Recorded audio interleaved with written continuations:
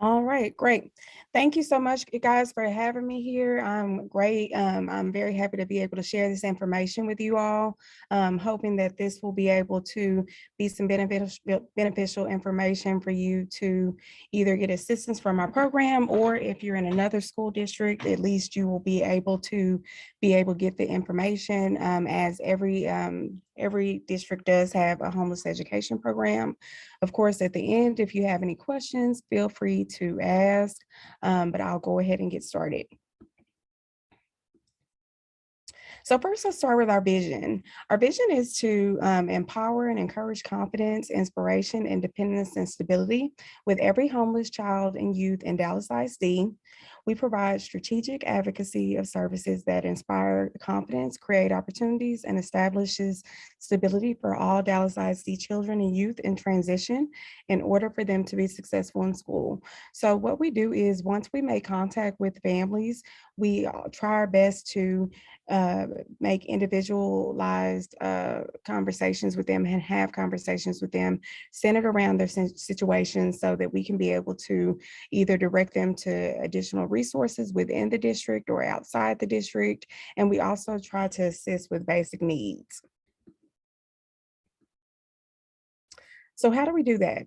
First and foremost, as I mentioned before, every school district does have a homeless education program, and we all operate strictly off of the standards based on the McKinney-Vento Homeless Assistance Act. And so with the Homeless Assistance Act, that requires the immediate enrollment of those students who are experiencing homelessness, even in the absence of those records normally required for enrollment. And we do this because we want the staff to be empathetic to the situation of those families who are in need or who are in transition. And so those records that are normally required would be your birth certificate, your social security cards, identification, or even your shot records. So with that, we actually have the staff give 30 days from the date of enrollment for you all to be able to bring that documentation back to the campuses. Right now, this year, we actually did enrollment online. So even with that, you would be able to then take that documentation to the counselors or the registrar at the campus. So when is the youth considered homeless? We, again, going off that standard with the McKinney-Vento Assistance Act, we first look if that youth is lacking a fixed, regular, or an adequate nighttime residency. And so what that means is with a family who is in transition, typically they don't know where they will sleep day to day. They may not necessarily have a stable household, or they may have family members that they go to live with, but on certain days. And so with that, we definitely make sure that we take that in consideration as we first look for indicators that may indicate to us that there is some transition going on with the family. And of course, if they're lacking the adequate nighttime residency, a lot of times with those families, especially if they're going into a shelter setting, then a lot of times they won't have adequate spaces for studying, as regular home residents would have.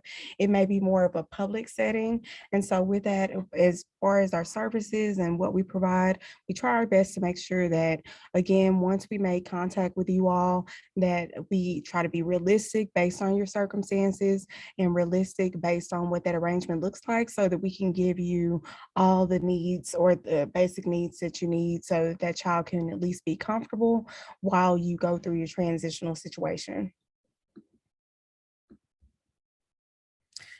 So with the McKinney-Vento Act, they also break down a list of examples of homelessness. The most common example that we find here in Dallas ISD with our families is that the majority of our district is living doubled up.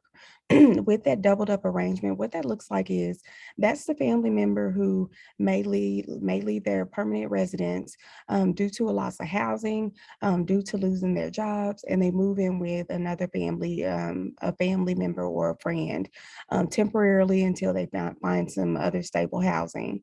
And we know that, like, as I stated, that covers the majority of our families here in the district, and those are the hardest ones to identify.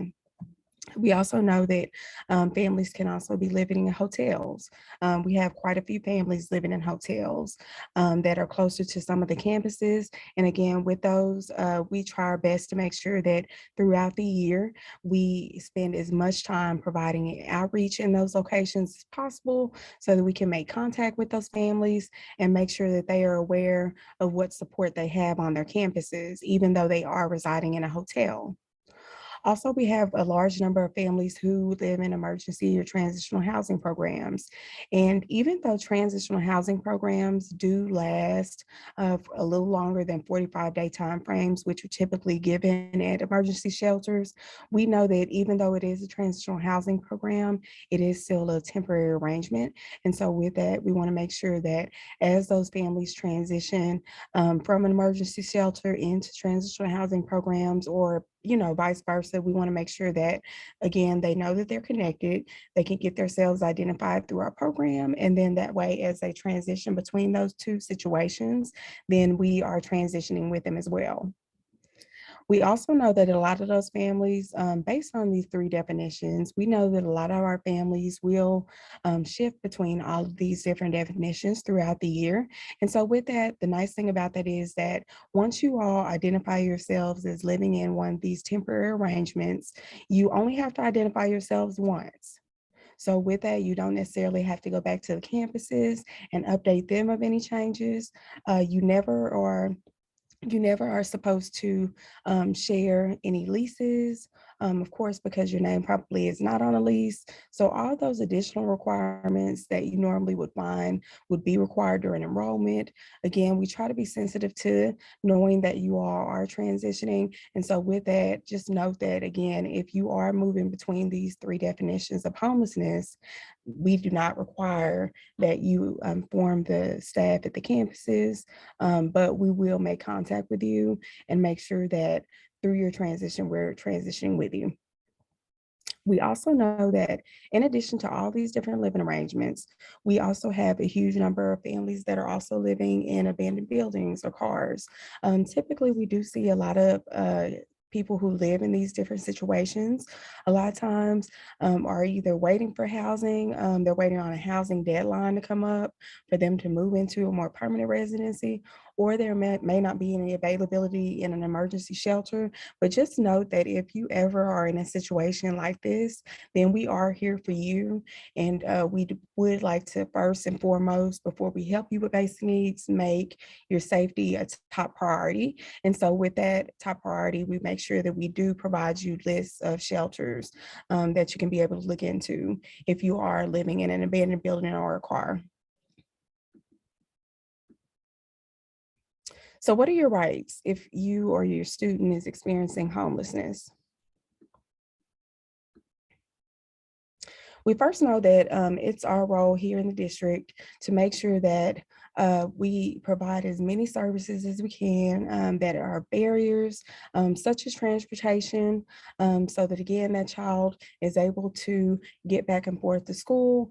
We do consider a lot of different circumstances when we do that, but everything that we consider, we try to make sure that our last final decision is made based on it being in the student's best interest. So by example, if you have a student who is actually residing in Allen ISD school district, but they would like to stay in Dallas ISD, then we definitely will consider things like mileage or how long it takes for that student to get back and forth from school. Again, making sure that this is a comfortable transition for that student. And so we do talk to you all. We do make sure that we open it up for your feedback as well and what kind of things work well for you. Because what we find is, especially with transportation requests to our program, is that some families will go ahead and make exceptions or make arrangements for them to move to certain areas that may be closer to their jobs if they're employed. And so with that, we definitely make sure that we take into account all feedback from the parents before we set these things up. But it is your role to receive transportation if needed. Then we also know that it is your right to enroll in school immediately with the documents schools usually require, and given a 30-day time frame from the date of enrollment to bring those documents back if you are missing any of those documentation pieces. We also know that you have the right to receive free school meals. All of our kids here in Dallas IC do receive school meals for free, but at the same time, if you're new to this district or even to the state, it's very important that you know that your student will receive free school meals if they do attend any Dallas IC campus or Dallas IC school. We also know that they do have the right to get help with school supplies and other needs that are related to school. Of course, with our program, we can actually provide general school supply items, the more common ones, such as paper, pencils, binders. We do provide backpacks as well. A lot of campuses, they do require for the students to have mesh backpacks. So even with that, we do also try our best to, again, provide that, as well as making sure that we take into consideration, again, feedback from you all and what school supplies items are best for your student. We also want to make sure that as we consider those basic needs, we want you all to know that it is your right also for your youth to receive extra support as needed. So with that, in addition to providing basic needs, we want to make sure that we do address as many different barriers, either within school or outside of school, and make sure that we get you connected to as many additional supports as possible. So with that, we can provide you with information from different departments. We can actually give you direct contacts, again, making transitions very easy for you in that situation if needed. And so we definitely want to make sure that also, in addition to your school age kids, we want to make sure that we're making connections with your younger children, your 0 to 5 kids that may not necessarily be in school, but they may be in need of either early childhood intervention, or they may be, you may just want to go ahead and get them enrolled in pre-K. And so with that, with our document that we do require year to year for each student who attends a Dallas ISD school, we do ask that you let us know if you have any 0 to 5 kids so that we can go ahead and make sure that we make contact and again connect you over to the early childhood program so that your kids can get help and assistance with getting enrolled. So safety planning is very important. Of course, knowing that your kids are transitioning with you, we want to make sure that safety is the top priority. And so something really important and also something that goes back to safety planning is making sure, if possible, that you're able to sit down with your kids and set up a family password. A family password is really good because what it is a secret word that only you and your children know. And the person that may be helping you, maybe that could be a friend or a family member that you trust. And so with that, that child then would know if this person is picking me up from school, or if I will be staying with this person until my parent gets off of work. Then at that time, if that person does not know that secret password, then that's an indication for that student that that person is not safe. And so with that, we just want to make sure that we have a very honest conversation with kids about safety and make sure that that conversation is top priority as well.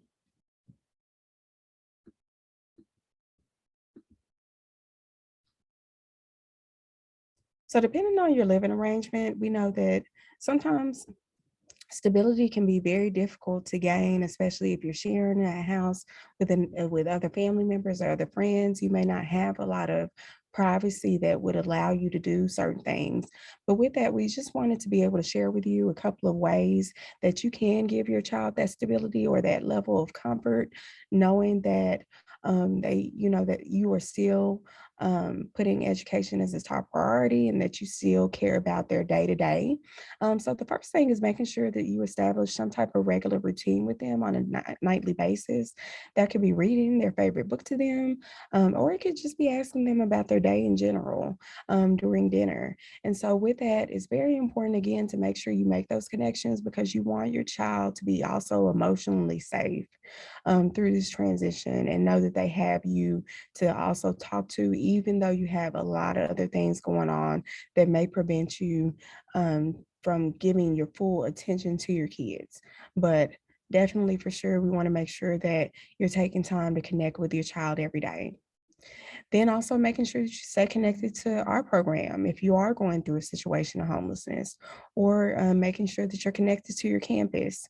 I know a lot of campuses will send out newsletters to emails. So even when you think about staying connected to your school, if you don't have a good working email, it may be a good idea for you to get an email, because even with our program, once you get connected with our program, we actually reach out to you even beyond you reaching out to us for assistance, because again, we want to make those connections for you, and we want to be able to help you build a healthy social support system and include everybody that should be included in that, whether you were needing some extra assistance with childcare or any of those different things. So any opportunities, additional opportunities that we do receive, we want to make sure that you are well aware of those. So connection is very important.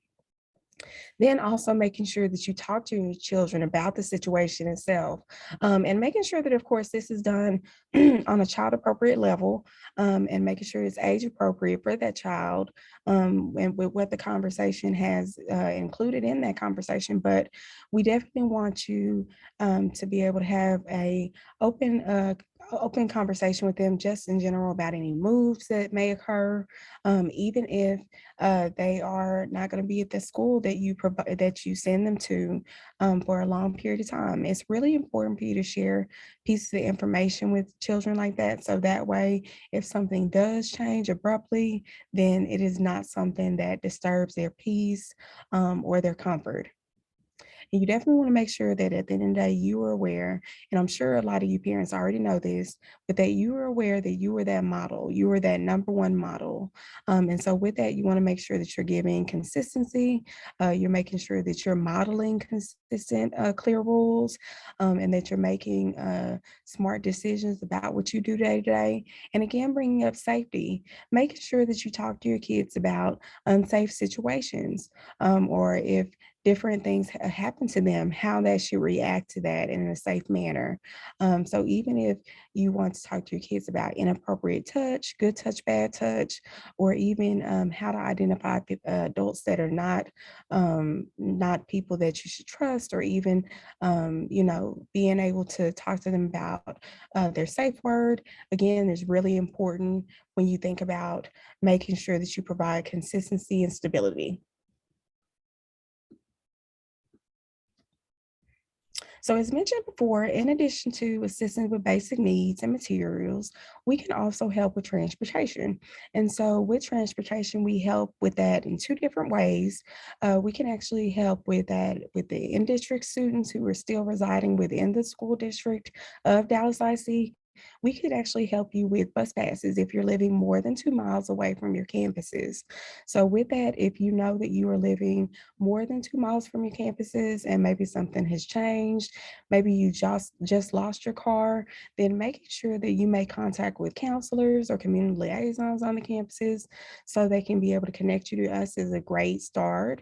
Or even if you know that you weren't able to obtain housing right now, but you have a family friend that you can go and live with in a different district, we actually help families also with that out of district transportation. And so what that consists of is a bus or a car that the district would provide. What they would do is they would actually reach out to the residing district, and they would actually meet and talk about what is in the best interest of the child, especially when it comes to distance, how long that child would be on that bus or in that car, getting back and forth to school. And then at that time, within 3 to 5 business days, they would then make a decision on what transportation option is best and let you know. Also going back to the in-district transportation option, so we can provide you bus passes, and we can actually do that within 24 to 48 hours of the request sent by the campus staff. So again, making sure that if you're in need of any transportation options, making contact with the staff at the campuses is ideal so that they can go ahead and put in necessary requests in a timely fashion. And also with the withdrawal process, we know that you all some of you may not be with us due to, finding housing in another area. And so we totally understand that, but we do want this to be, again, a stress-free transition for you. We do recognize that it can be very stressful, especially going to an area where you're not familiar with that area or the schools. But just know that our staff is here to help you through that as well. And with the withdrawal process, we want that to go as smoothly as possible for you. So we do recommend that you notify that campus staff if your child is no longer attending that school or will no longer be attending that school due to you receiving permanent housing in another area. And so at that time, the staff is aware that they should also give you withdrawal paperwork so that you can be able to take that information over to your new campus, again, making that transition as easy as possible for you. And also plan ahead. If you know that you are going to be receiving housing in a different area, then making sure that you are already looking into their schools in that area. Because with our program, if you actually do live in a situation of homelessness from year to year within Dallas IC, we can support you year to year as long as you identify by filling out a student residency questionnaire, which I'll talk about later. But at the same time, we want you to know that if you receive permanent residency in a different school district outside of Dallas ISD, that you are required by law to go ahead and make sure that child enrolls at their zone school that following year if you were in a situation of permanent residency. So this is a big one because definitely we want you to feel welcome in Dallas IC, but at the same time, we don't want to present any other barriers for any students at all. And so with that, just make sure that if you know that you're waiting on housing in a different area, that you go ahead and start looking at the schools in that area outside of Dallas IC so you can be familiar with that. You can do that ahead of time, and that way you can go ahead and enroll that student in that zone school.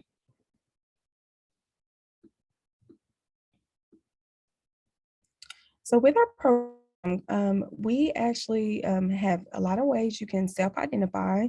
I will be giving you a tour so that way you can be well aware of what those different ways are. But we can provide you with options as mentioned before. We can provide you with transportation options. We can provide you with food and toiletries or even school supplies throughout the year based on request. And we also try to make sure that we are impacting you in a positive way, and we make sure that we are empowering you. And so, in addition to receiving the assistance for those basic needs, we also make sure that we offer you any referral that may be necessary to make good connections for you, to eliminate barriers. So, we do make referrals throughout the year to additional resources for food, housing, and other specific needs. We do also make referrals to counseling and medical services with the district. We do recommend, of course, for medical services, the youth and family centers on a lot of our campuses here, which are free services for you. But one reason that we provide additional resources is definitely because we want to let you know that if you ever are in a situation where you're not necessarily sure where to turn, you have those resources in your toolbox. You already know what resources are out in the community. Even with our website, we try our best to keep that website updated for you every week because we want you to have updated information. We know that a lot of things in the world are changing around us. And so we want to make sure that you have good contact information and good, accurate information to go off of as you make connections with people in the community.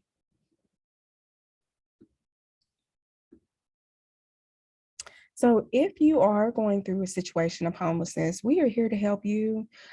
We do not connect ourselves to CPS or ICE.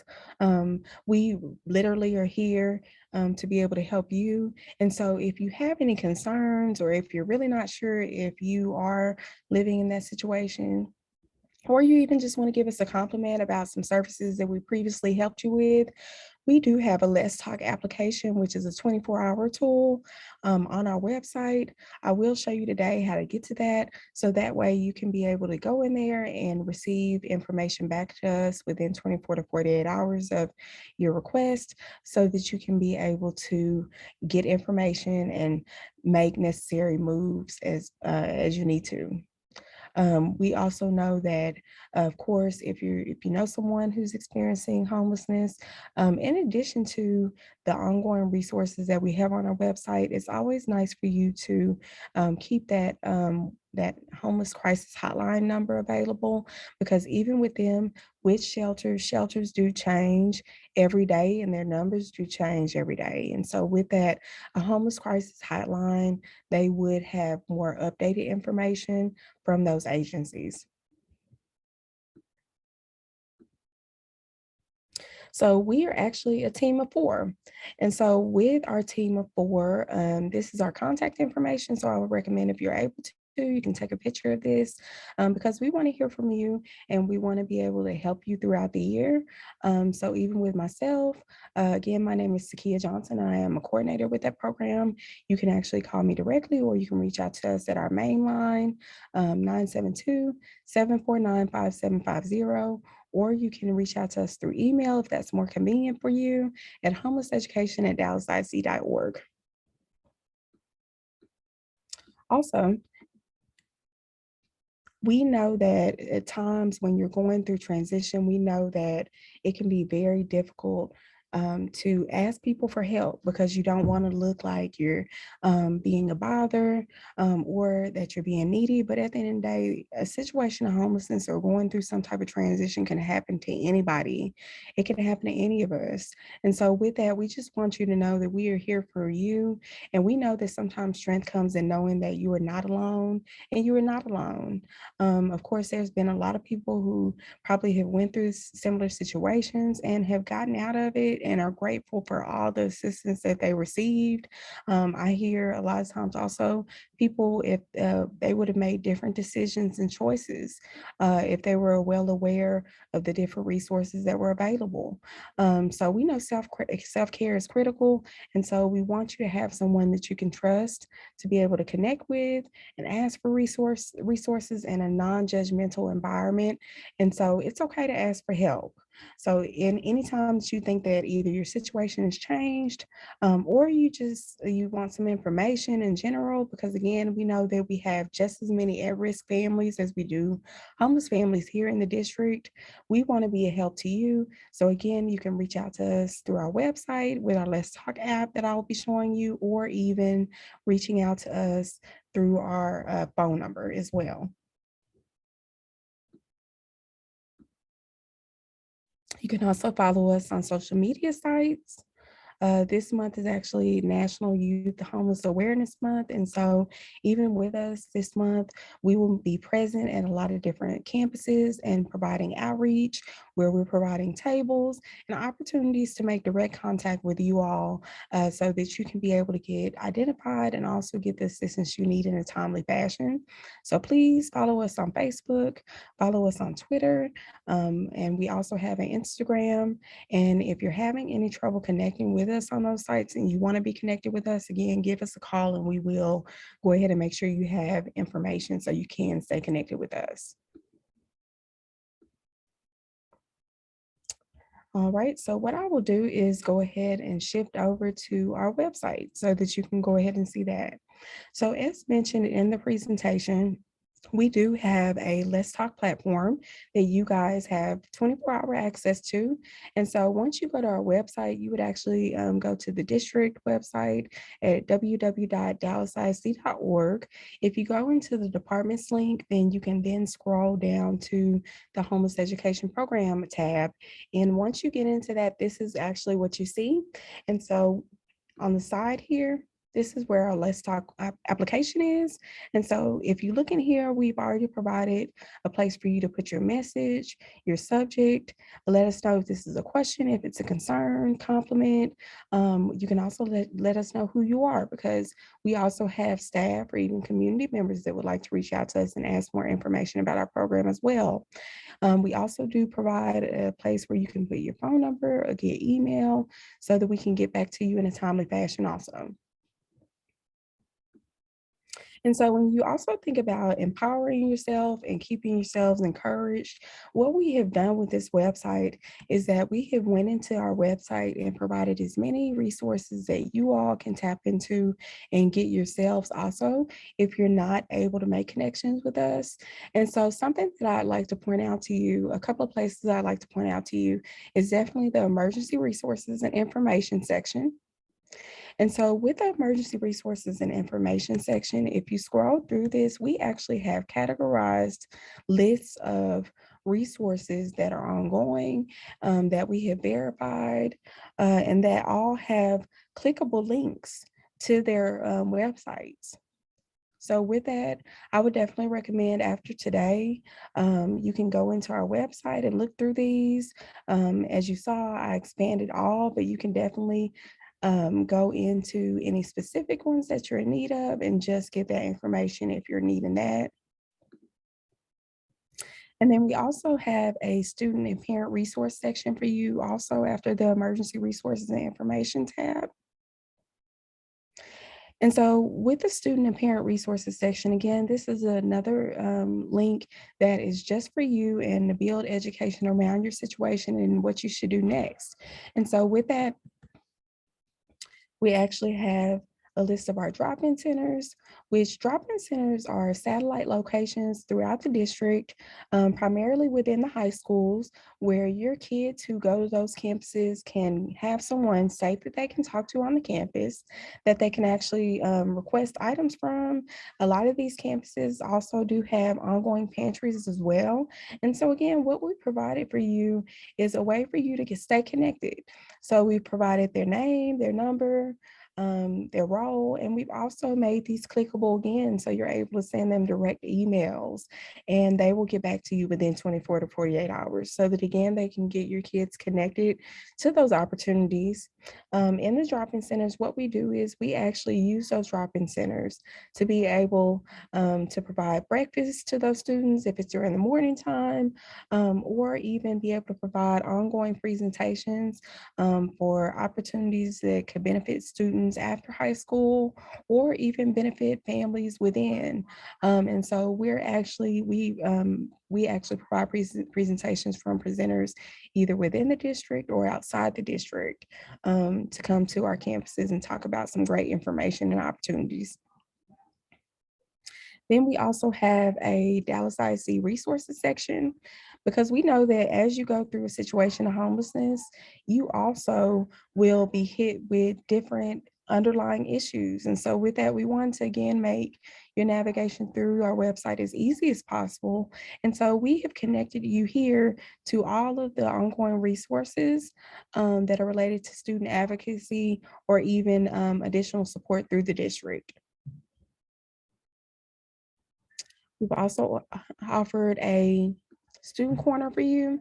And so with this, again, we try to and make sure that we're empowering our kids. And so with that, what we've done is for those high schoolers that are just interested in getting ahead and learning more about college career readiness, we have provided all of that information here.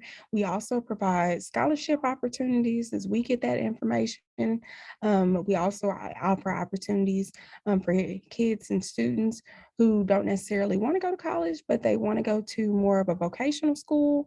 We do have resources for that. We also have information on if your kids are in immediate danger and needing help. We do have a collaborative relationship with Safe Place even. And so with this, you can definitely click on any of these tabs again, and they will connect you to all of the websites that go with these.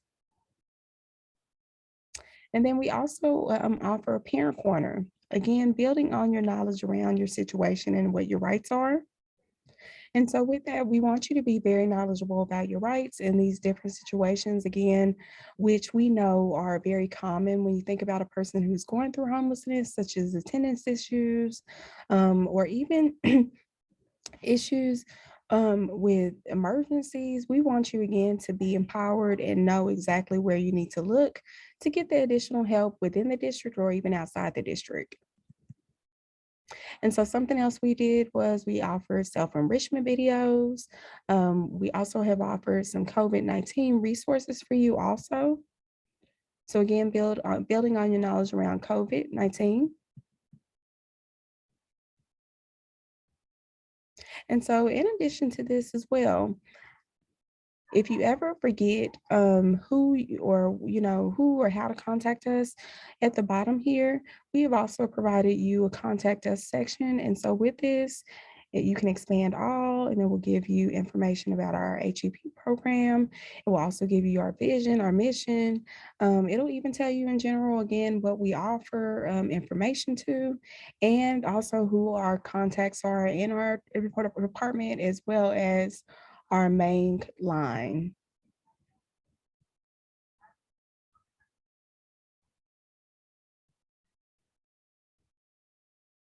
So I hope this information was helpful for you. I didn't want to spend a lot of time on going through the website, but I will let you know that definitely because this is National Youth Awareness Month, as you can see, we have a nice banner there with our purple, because purple is that represented color for National Youth Awareness Month. But with that, I want to bring your attention down here to our calendar of events for this month. So as I mentioned, we will be doing a lot of outreach this month. We have been encouraging our staff and our students to wear purple on Fridays as well. And we've also been opening up different opportunities on our social media as well. Again, to keep connected with you all there. As you can see, we'll be at some different job fair opportunities with our ROC, which is our Roving Outreach Center, where we're there to answer any questions you may have. So even with this, you can definitely make sure you print this, or just be aware of what we will be doing this month. And of course, this will be all before Thanksgiving. Then something else that we've done as well, we provided a toolkit. So again, making sure that you build education around your situation. And so with that, we provided some really good insight about our program, what our services are. And so this is, again, even something that you can be able to print off and learn about.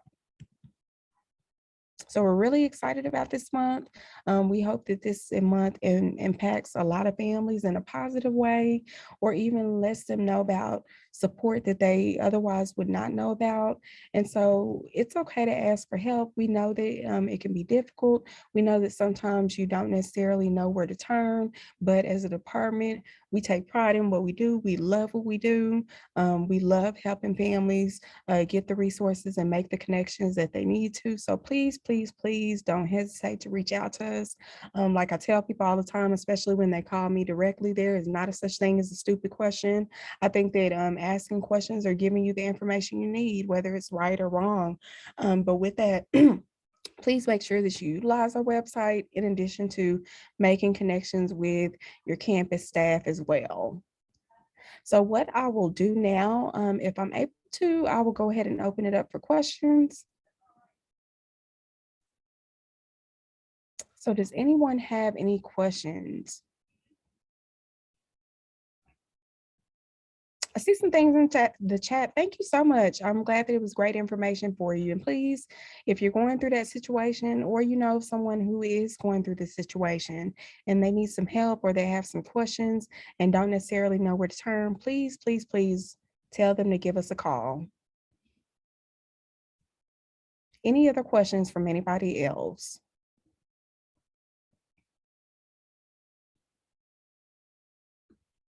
All right. Well, thank you so much. I appreciate the time that you all have given me. Of course, like I said, don't hesitate to give us a call. Our phone number is 972-749-5750. And have a good rest of your day. Much, Zakia.